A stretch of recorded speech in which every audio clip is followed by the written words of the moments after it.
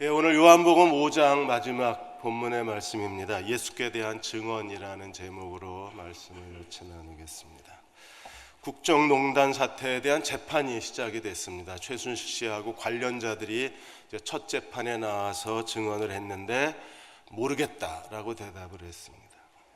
최 씨 측에서는 태블릿 PC가 법적 효력이 있느냐 그 문제를 가지고 나왔는데 특별검사실에서 지금 최순실 씨하고 그 대통령이 공모했다는 증거가 400가지가 넘는답니다. 태블릿 PC는 그 중에 하나지. 그래도 국격을 생각해서 나라의 품격을 생각해서 첫 번째 재판에서는 이 증거를 별로 내놓지 않은 거예요. 지난 46일 동안에 특검은 매일 10명의 관련자들을 소환해서 500여 명의 진술을 확보한 상태입니다. 그런데도 최순실 씨는 그 증거 앞에서 왜 나한테 이걸 묻느냐? 나는 모른다 그랬습니다. 거짓말이 두려운 겁니다.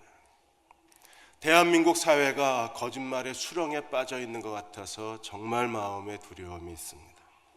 거짓은 어디서부터 시작됐을까요? 요한복음 8장 44절에 거짓은 사탄으로부터 시작됐다고 성경이 말합니다. 너희는 너희 아비 마귀에게서 났나니. 구원받지 못한 사람의 아버지는요, 마귀입니다. 마귀가 아버지입니다. 그 아버지는 어떤 사람인가요? 너희 아비의 욕심대로 너희도 행하고자 하느니라. 그는 처음부터 살인한 자요, 진리가 그 속에 없으므로 진리에 서지 못하고 거짓을 말할 때마다 제 것으로 말하나니. 거짓말의 소유주가 마귀예요. 그리고 구원받지 못한 사람은 그 마귀의 자식들입니다. 제 것으로 말하나니. 움직이는 게 다 죄고 숨소리도 거짓말이고 말하는 게 다 거짓말인 거예요. 그래서 이는 그가 거짓말장이요 거짓의 아비가 되었습니다. 모든 거짓의 시작은 마귀로부터 옵니다. 우리가 하나님을 섬긴다면 그리스도인은 어떤 사람이 되어야 될까요? 하나님은 우리에게 어떤 분이십니까? 시편 11편 7절에 하나님은 의로우사 의로운 일을 좋아하시나니 하나님은 의로우신 분이라고 말했습니다. 그리고 정직한 자만이 그의 얼굴을 배우리라. 정직한 사람만이 하나님의 얼굴을 배울 수 있다고 말씀하셨습니다. 그리스도인이 정직하게 살려면 어떻게 살아야 되나요? 오늘 예수께서 요한복음 5장의 마지막 예수님에 대한 3가지 증언을 얘기하셨어요. 물론 아버지 하나님이 증언을 하셨습니다. 그래서 5장 32절, 36절, 37절에 아버지가 아들을 증언하신다 그랬는데 아버지 증언 외에 3가지 증언이 있어요. 침례 요한이 증거하고, 그리고 예수께서 하신 일이 예수님을 증거하고, 그리고 하나님 말씀이 예수님을 증언했다고 했습니다. 이 3가지 증언이 우리가 어떻게 정직하게 살아야 되는가를 우리에게 가르치고 있어요. 첫째로 5장 33절에 35절까지 침례 요한의 증거입니다. 33절에 너희가 요한에게 사람을 보내매 요한이 진리에 대하여 증언했느니라. 침례 요한이 요단강에서 사람들에게 회개에 이르는 죄사함의 침례를 전파하면서 예수 그리스도를 소개했습니다. 예수님에 대해서 보라, 세상 죄를 지고 가는 하나님의 어린 양이라고 소개했어요. 그리고 누구든지 죄사함을 받기 원하면 요단강에서 침례를 받으라고 했는데 사람들이 침례 요한의 증언을 거부를 했습니다. 침례 요한의 증언에 따라서 그들이 죄사함을 얻게 하는 침례를 받았다면 어떤 일이 일어나야 되나요? 누가복음 3장 9절에 14절까지 보시면 죄사함을 받기 원하는 사람들에게 회개의 열매를 이렇게 맺으라고 가르쳤습니다. 9절에 이미 도끼가 나무 뿌리에 놓였으니 좋은 열매 맺지 아니하는 나무마다 찍혀 불에 던지우리라. 좋은 열매 맺어라. 회개에 합당한 열매를 맺어라. 어떤 열매를 맺어야 되나요? 백성, 세리, 군인들이 와서 요한에게 물었습니다. 먼저 백성들이 와서 물었습니다. 무리가 물어 이르되 그러면 우리가 무엇을 하리이까? 어떻게 해야 회개한 사람이 되고 회개에 합당한 열매를 맺나요? 너희가 2버롯이 있는 사람은 1벌을 나누어 주고, 그리고 먹을 것이 있는 사람은 굶주린 사람에게 나누어 주라. 나눔의 삶이 회개의 증거라는 겁니다. 세리들이 왔을 때 예수님 침례 요한이 뭐라 그랬나요? 세리들은요 매국노들입니다. 민족을 탄압하는 그 로마의 앞잡이라고 그렇게 지탄을 받았습니다. 침례 요한은요, 그들에게 직업을 바꾸라고 그러지 않았어요. 오히려 세리들이 와서 우리가 무엇을 해야 되겠느냐고 물었더니 13절에 너희가 부가된 국가가 정한 세 외에 더 받지 말라. 세리를 그만두라는 게 아니라 국가가 정한 세금만 받으라 그랬습니다. 군인들이 와서 우리는 무엇을 하리이까? 그러자 이렇게 말씀했습니다. 사람들에게 강탈, 억지로 빼앗지 말고 거짓으로 고발하지 말고 받는 월급을 족한 줄로 하라. 회개에 합당한 열매는 무엇입니까? 정직하라는 겁니다. 정직한 사람들은요, 심플 라이프를 삽니다. 그들은 검소한 삶을 삽니다. 그래서 나누어 주고 살아요.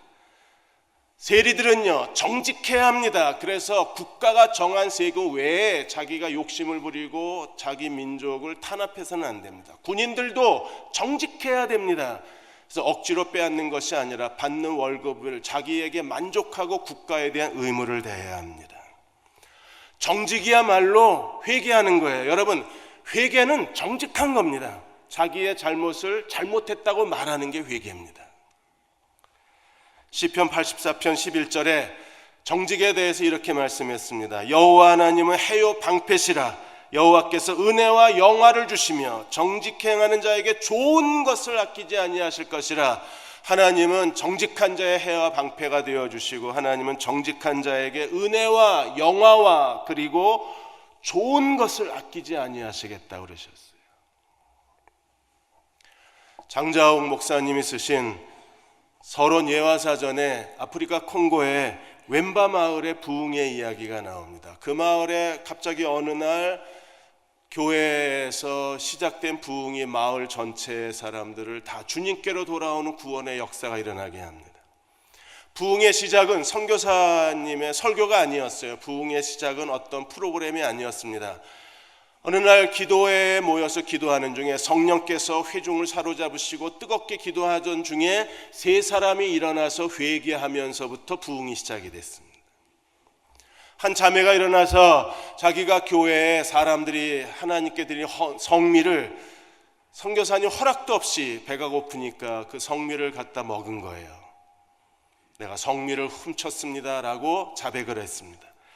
또 한 자매가 일어나서 자기는 남의 집에 그 파출부로 일하고 있는데 그 집에 달걀이 많이 있어서 그래서 달걀을 주인 허락도 없이 가져다가 아이들에게 먹였습니다. 나는 달걀을 훔쳤습니다 라고 자백을 했습니다.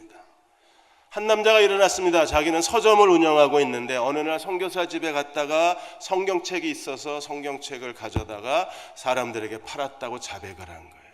여러분, 회개는 정직한 겁니다. 우리가 성령의 감동을 받아서 자기의 잘못을 잘못했다고 말할 줄 아는 게 정직한 거예요. 내일이면 세월호 1000일이 되는 날입니다. 304명의 아이들과 사람들이 죽었습니다. 근데 아직도 우리는 세월호 진실을 알지를 못합니다. 아이들이 그렇게 억울하게 죽어갔는데도 정부는 이 진실이 무엇인가에 대해서 국민들에게 알리지를 않는 거예요. 세월호 침몰 원인도 모릅니다. 법원의 최종 판결이 모른다는 거예요. 선체를 인양해 봐야 알지 모르겠다는 거. 우리는 해경이 아이들을 왜 구조하지 않았는지 지금도 모릅니다. 해경 1, 2, 3정호가 도착해서 그때의 유리창을 깨고 아이들 보고 탈출하라고 그랬으면 아이들이 전부 그 침몰하는 배에서 탈출하는데 시간이 얼마나 걸렸을까요? 가천대학교에 박형주 교수가 시뮬레이션으로 해보니까 6분 17초면 아이들이 다 탈출했습니다. 7분도 안 걸려서 다 아이들이 산 거예요. 그런데 왜 아이들을 구조하지 못했을까? 무엇보다도 도대체 청와대의 7시간은 왜 비어 있는 걸까? 사생활이라니까 사생활을 알고 싶은 마음은 없지만 왜 이 아이들을 구조하는데 청와대가 앞장서지 못했는가를 국민들이 알고 싶어하는 겁니다. 특검조사, 세월호 특별조사위원회가 활동을 했는데도 불구하고 전 민정수석의 비망록에서 김영한 비망록에서 밝혀진 사실이 뭐예요?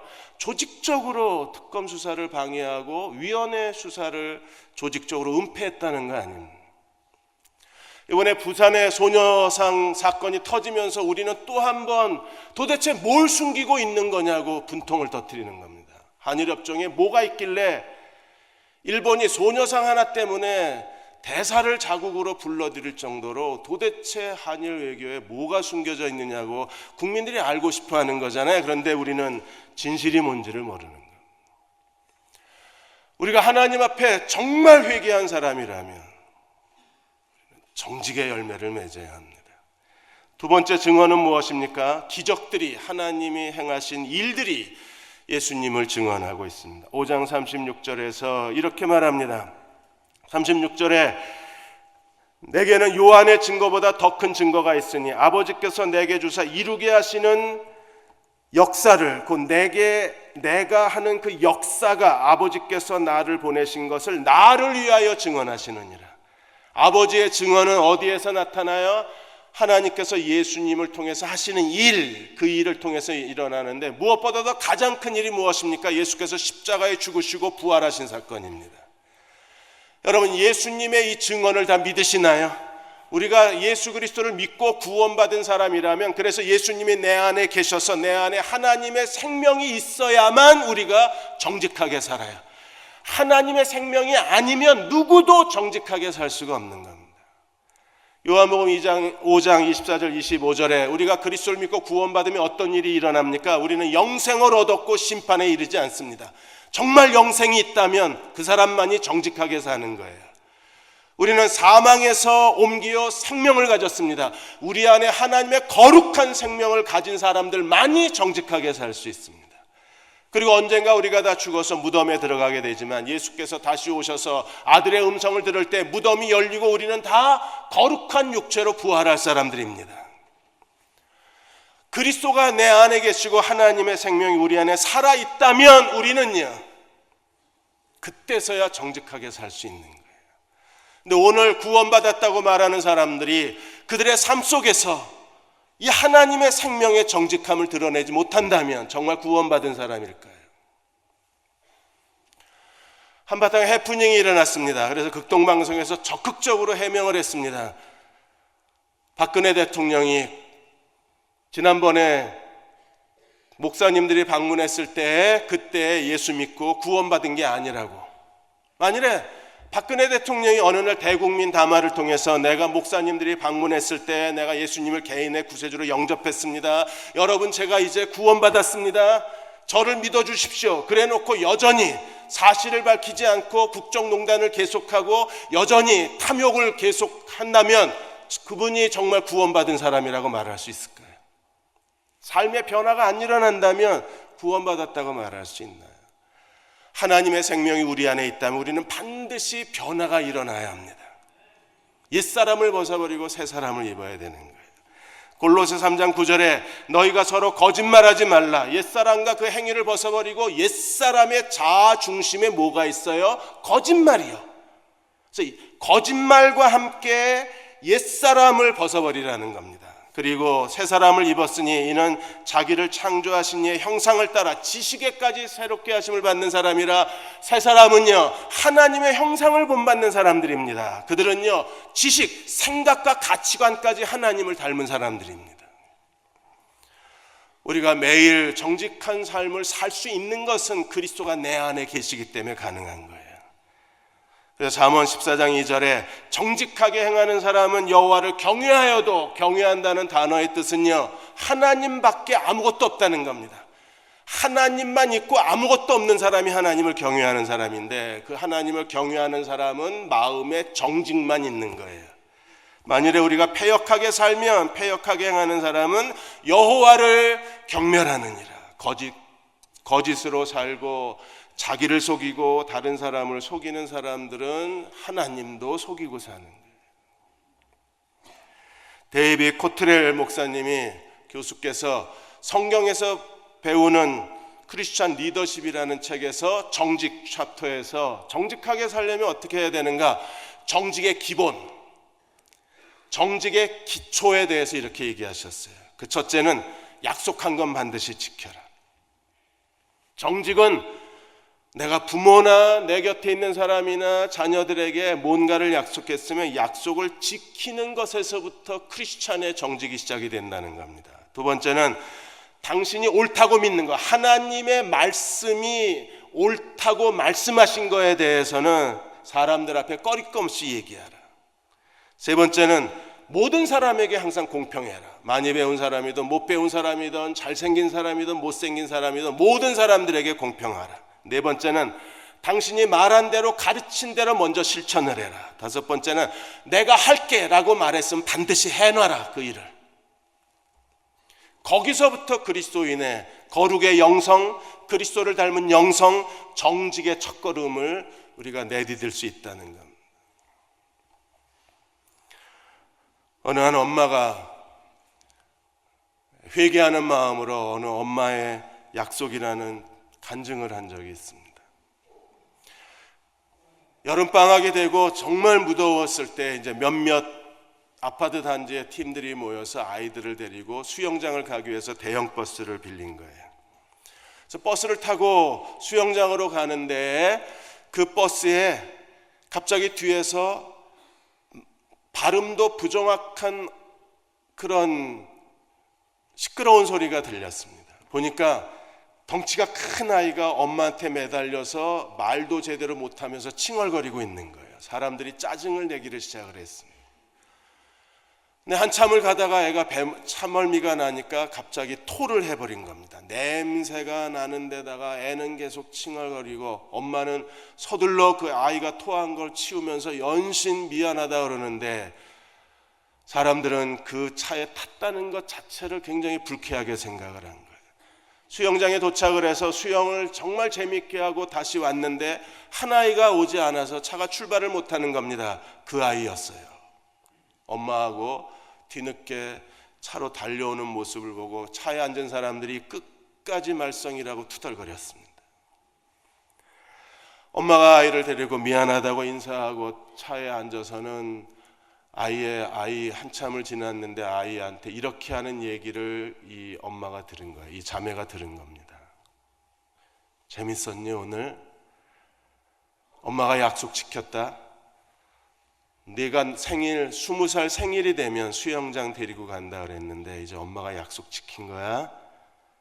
오늘 재밌었어. 아이는 벌써 잠이 들었는데 그 산만한 덩치의 아이를 자기 무릎에 재우면서 얼굴을 쓰다듬으면서 엄마의 울음소리가 들리는 거예요. 아이하고 약속을 하고 그 약속을 지킨 거였었어요. 그러자 이 자매가 너무 부끄러운 마음이 밀려오는 겁니다. 엄마는 약속을 지킨 건데 자기를 비롯해서 버스에 탄 사람들은 계속 투덜거리고 불평을 하고 눈총을 주고 마음속으로 같이 차를 탔다는 것 자체를 기분 나빠했었습니다. 정직한 사람들은요, 하나님께 대한 약속을 지키고 자기 자신에 대한 약속을 지키고 담배 끊겠다 그러고 또 피신 분들 정신 차리십시오. 그리고 주변 사람들에 대한 약속을 지키는 거예요. 마지막으로 세 번째 증언이 무엇입니까? 하나님 말씀의 증언이 있습니다.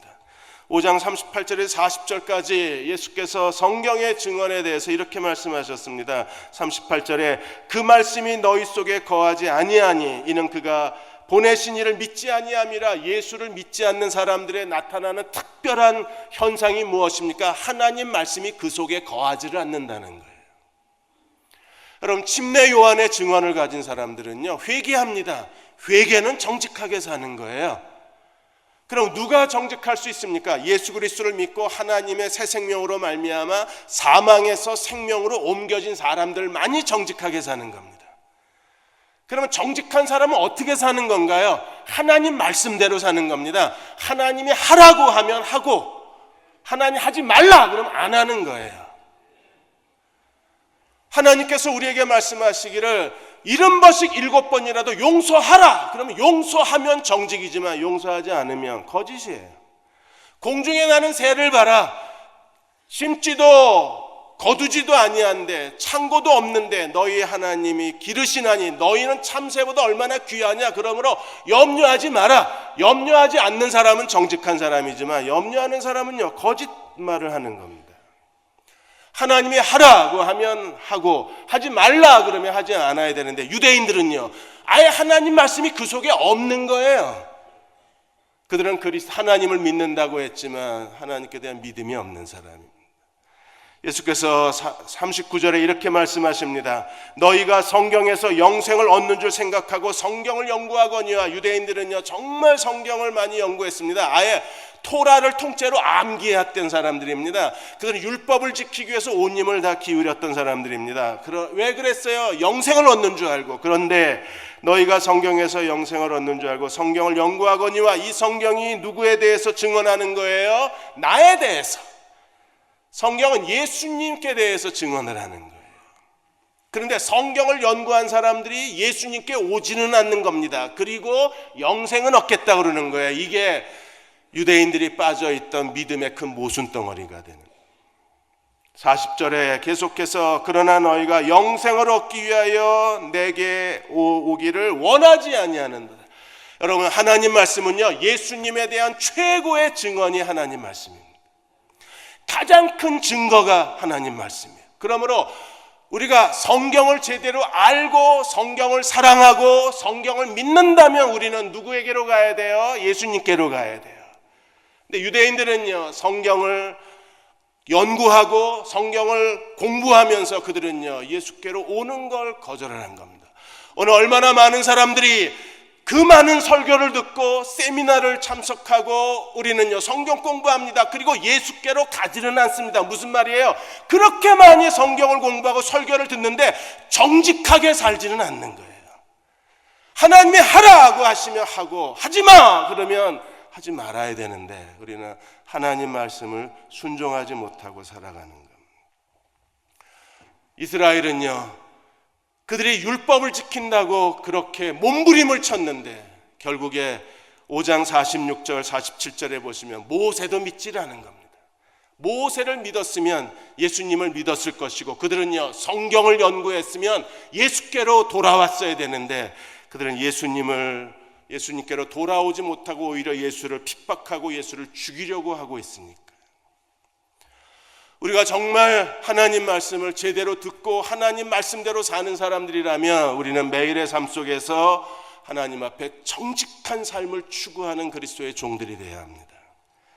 열왕기상 15장 5절에 다윗에 대해서 하나님 마음에 앞에 다윗에 대해서 이렇게 평가합니다. 다윗이 햇사람 우리아의 아내 일 외에는 평생에 단 한 번 우리아의 아내와의 범죄 사건 외에는 평생에 여호와 보시기에 정직하게 행하고 자기에게 명령하신 모든 일을 어기지 아니하였더라. 평생에 하나님 앞에 정직했습니다.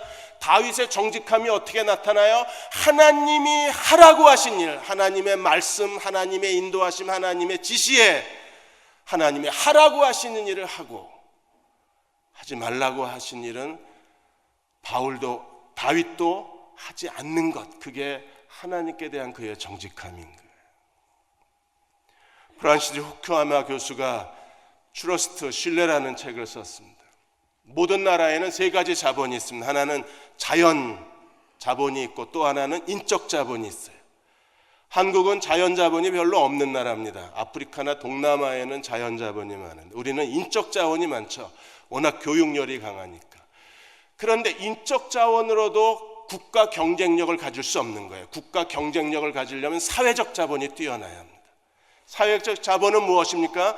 국민들이 서로에 대한 소통과 협력 그리고 서로에 대한 신뢰가 높아야 되는 거예요. 그 공동체의 가치가 높고 사회적 도덕심이 높아야 되는 거예요. 그래서 한 국가의 국가 경쟁력을 말할 때 신뢰가 높은 국가가 있고 신뢰가 낮은 국가가 있는 거예요. 여러분, 신뢰가 높은 국가가 되려면 어떻게 해야 됩니까? 이 국민적 신뢰에는 두 가지가 있어요. 하나가 정직이 있고 하나가 공평함이 있는 겁니다. 한국 사회는요 지금 2만 달러에서 3만 달러로 못 넘어간 지가 10년이 넘었습니다. 왜 그래요? 국가 경쟁력이 낮은 거예요.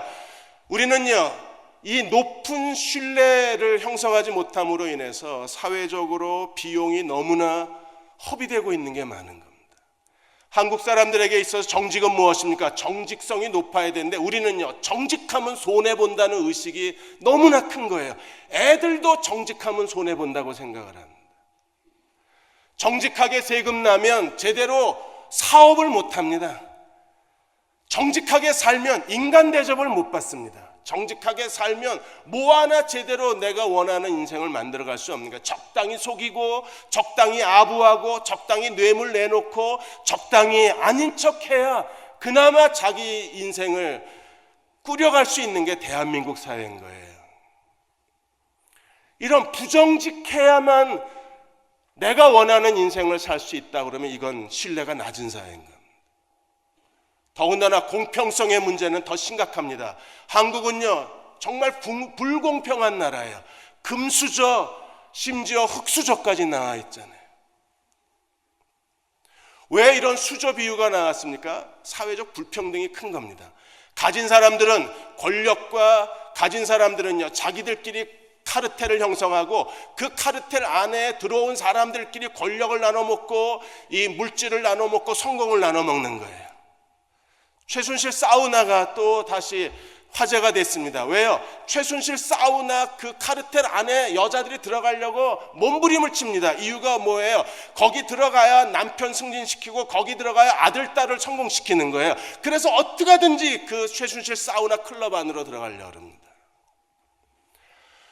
우리가 이렇게 가진 사람들이 가진 사람들끼리 모든 걸 다 나눠 먹으면 가지지 못한 사람들은 정말 아무것도 없는 거예요. 그래서 오늘 젊은이들이 대한민국에 대해서 뭐라 그럽니까? 아무리 노력해도 되는 게 없는 사회라 그러잖아요. 노력이 아니라 노력해도. 이게 사회적 불평등인 거예요. 이런 불평등한 사회 속에서는요, 이 신뢰가 낮아지면 국가 경쟁력이 약화되는 거예요.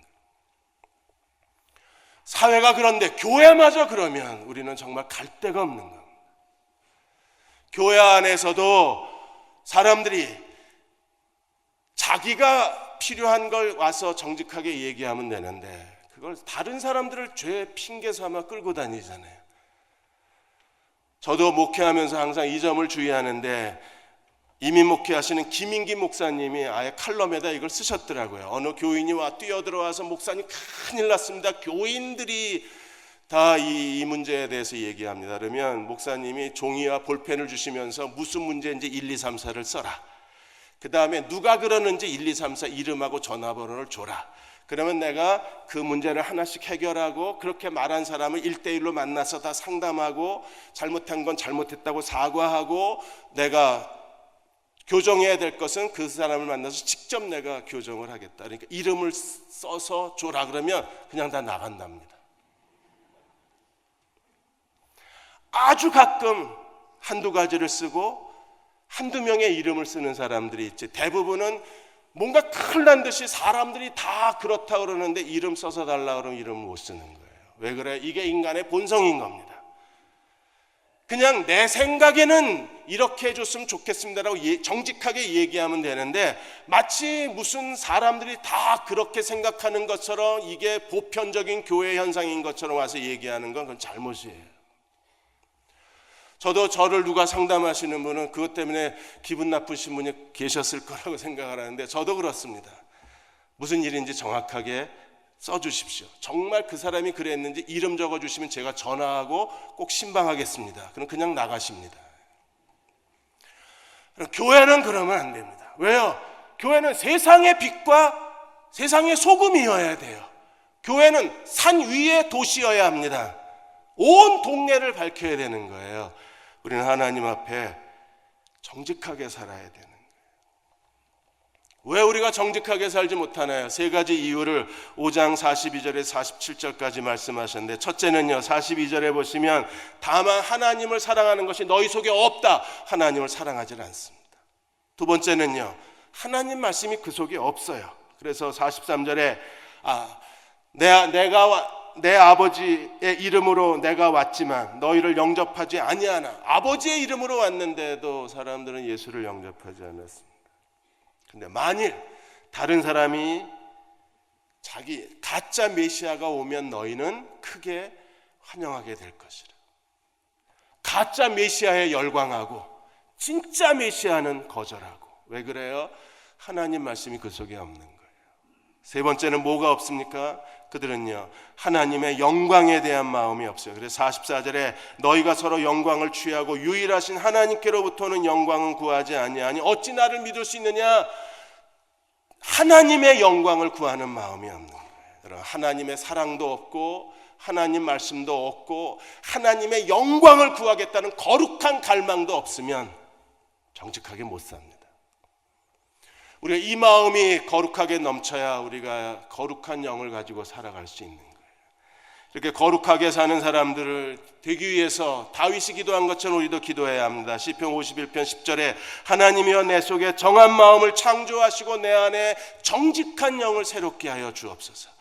그럼 우리도 기도합시다. 하나님, 내 안에 정직한 영을 새롭게 해달라고 기도해야 합니다. 열왕기 상하에 보시면 북이스라엘 왕조가 있고 여로보암 왕조가 있고 그 다음에 다윗의 왕조가 있는데, 다윗의 왕조를 살아갔던 사람들은 전부 다윗의 길로 평가를 받았습니다. 다윗의 길은요, 여호와께 정직한 길이었었어요. 그래서 마지막 다윗의 왕조에 하나님께 정직한 길을 걸어갔던 사람이 히스기야인데, 역대하 29장 2절에 히스기야에 대해서 이렇게 말합니다. 히스기야가 그의 조상 다윗의 모든 행실과 같이 여호와 보시기에 정직하게 행했더라. 다윗의 길을 걸어가는 사람들은 전부 하나님 보시기에 정직했던 사람들입니다.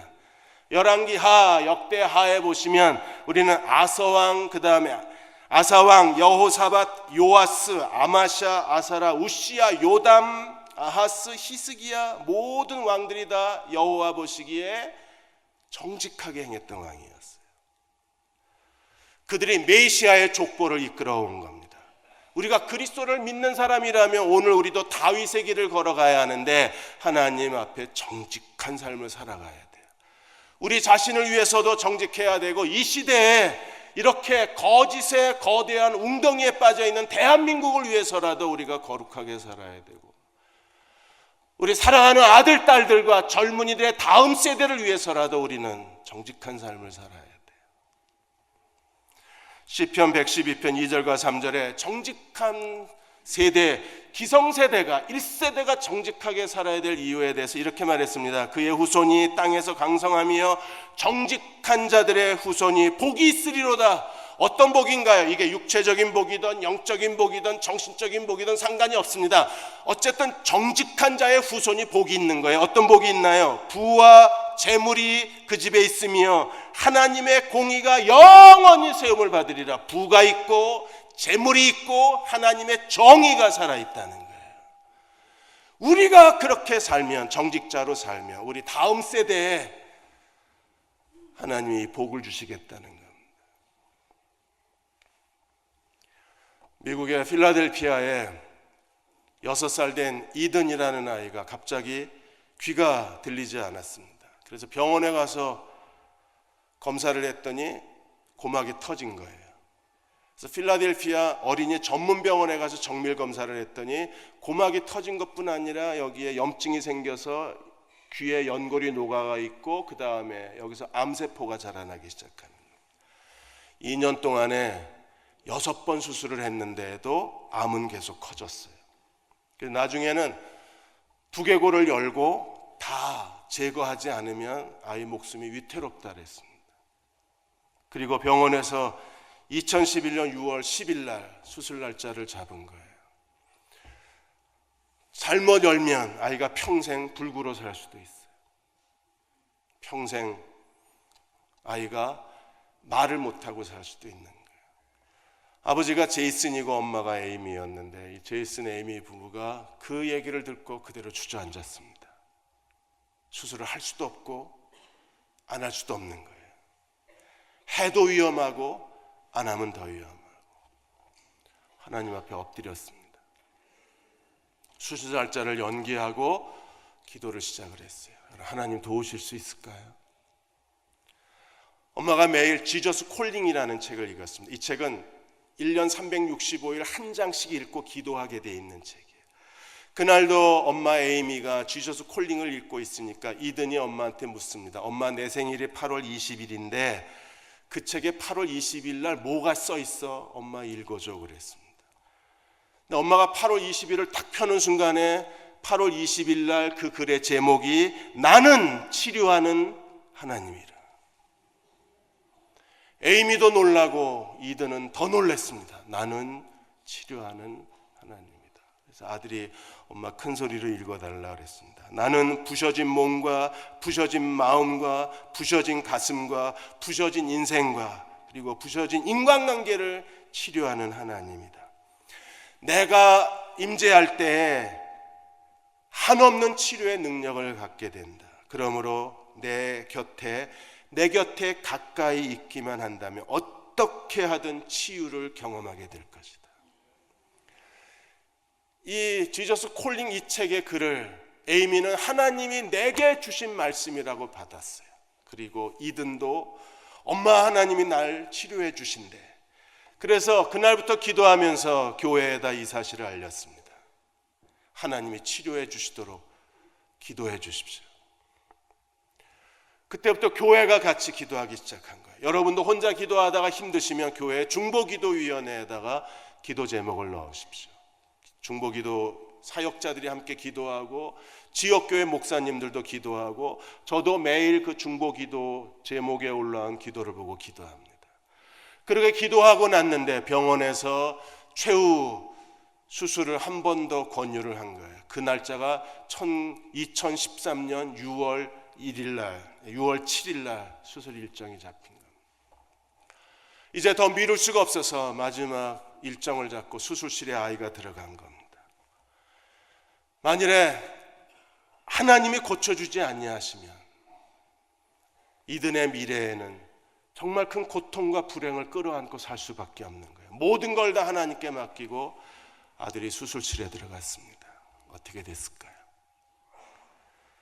의사가 중간에 뛰쳐나와서 이렇게 이든 부모를 찾았습니다. 그리고 말하기를 수술을 중단하겠다는 겁니다. 왜 수술을 중단해요?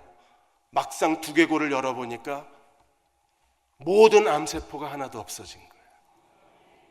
염증 자리가 없어졌어요. 그리고 이 귀에 들어있는 연골은 한번 녹으면 이게 재생이 안 되는데 연골까지 완벽하게 재생이 돼 있는 거예요. 수술 전까지만 해도 MRI 사진을 보여줬을 때 여기에 이 암세포하고 염증의 흔적이 있었는데 분명히 있었는데 막상 들어가서 열어보니까 아무것도 없는 겁니다. 그래서 의사가 수술을 포기해버렸어요. 의사는 말합니다. 불가능한 일이 일어났다고. 근데 이든의 부모는 말합니다. 하나님에겐 불가능이 없다고.